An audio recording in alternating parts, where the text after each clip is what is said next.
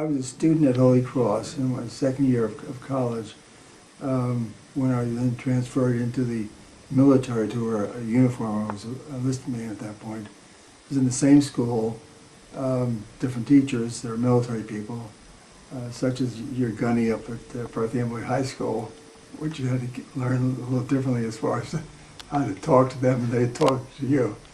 But it was an easy transition for me because I was anxious to get out there. And I enlisted in the Naval Reserve up there. They had a program for college students where we were called up to active duty on the 1st of July of 1943.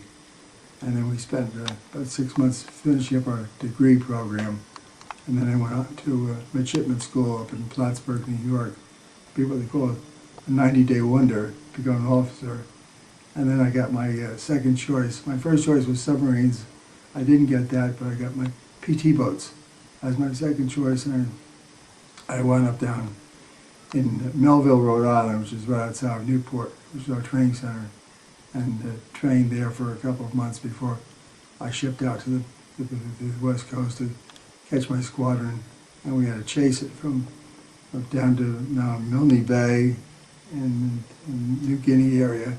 They had already left there, and they had to come up and find, had to wait for a lady to be invaded before they would let us go up there. And then we went up to Lady, and then I caught a flight to Mindoro to catch my squadron there.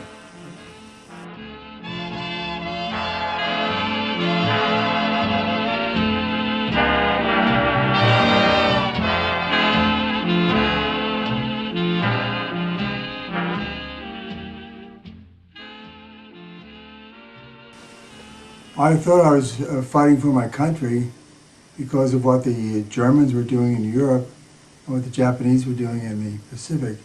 And we were afraid that we'd be losing our way of life here in this country because they were so successful both in Europe and the Far East. And when we got over there, I didn't get to Europe. I got to the Philippines and worked from there. And I could see the devastation that had been wrought by the Japanese, the bombings and so forth of the buildings, and the way the Filipinos were so courageous in helping us. So I was thoroughly convinced I was in the right place at the right time. Well, our objective was to capture any Japanese who were trying to flee from one island to another, or had small craft with supplies to as we say, interdict them, to catch them, because the water was so shallow that you couldn't have big ships, you had to have small ships to work there. We could work in the islands and around the reefs. So that's what we're doing, is trying to get the Japs from escaping from one place or another. The first thing to do is, if you couldn't capture them peacefully, you're supposed to kill them. And so we were basically, at this point, we were a gunboat, using our 50 calibers and 40 millimeters. We had 37 up for the bow, and we used that on, it was just basically like a gunboat running into the shore, and where we thought they would be spraying the area with bullets. And we found one time a cache of petroleum hidden in the dirt there, in the trees, and we just shot it up in a big explosion. We didn't even know it was there, but we just shot up, and we caught it, and a big supply of gasoline went up in an explosion. They were off, and I went down there in Halmahera at night, and we were so close to shore that we didn't want to be talking too loud, because we felt that the Japanese were patrolling the beach. We were so close. So I volunteered to swim a line out from our boat to the boat which was behind us, and to which we attached the cable. But because the coral is so sharp and actually it contains a lot of infection, that I kept my jungle boots on, and I didn't strip down, and I tied the line around me to swim out to the boat.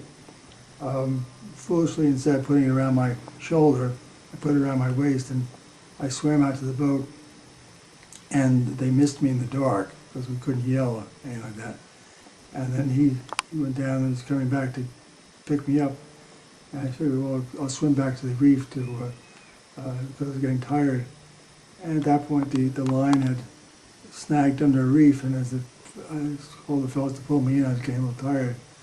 So instead of pulling me in straight, they actually pulled me down because the line was going down underneath the coral and then back up again. So I didn't know what to do.